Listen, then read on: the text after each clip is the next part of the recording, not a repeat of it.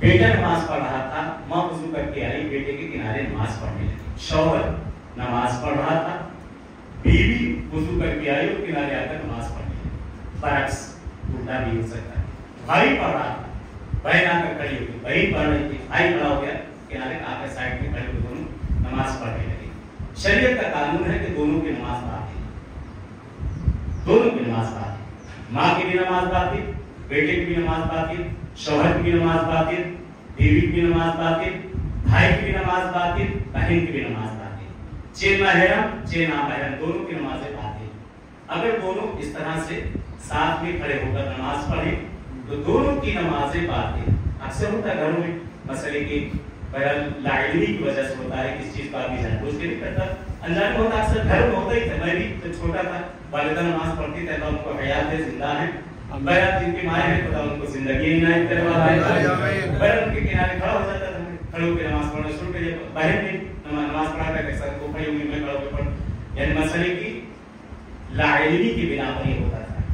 शरीयत का कानून है, अगर किसी जगह कभी ज्यादा तो लोग इंशाल्लाह जाए, कभी क्या इंशाल्लाह जाएंगे, सब जाएंगे, जहाँ पे दावत जाएंगे सब जाएंगे इंशाल्लाह। ये मसला आपको मस्जिद सहला में, मस्जिद कूफा में और अक्सर हरमों में आप जाएंगे, मौला हुसैन के हरम में, सब जगहों पर रश बहुत ज्यादा होता है। मक्के का मसला अलग है, मक्के तो अलग छूट है, एक दूसरे के पीठ पे सिजदा करके नमाज पढ़ना है।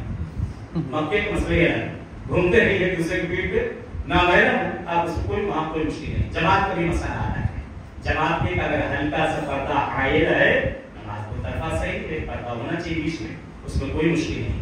लेकिन घरों के अंदर अक्सर होता है, घरों में होता है नमाज लाइब्रेरी में, तो आप नमाज सही कैसे हो, नमाज सही कैसे हो, नमाज मसला बात किनारे खड़े नहीं मालूम, सब पढ़े जाए नमाज बातें सही कैसे हो, शरीयत ने बताकर साकायरे की जिंदगी साथ है, जीना मरना खाना पीना सोना सब साथ है, तो नमाज भी साथ पढ़ेंगे। तो उसके लिए कम से कम 3.5 मीटर का फासला हो, तब सही, कम से कम 3.5 मीटर का।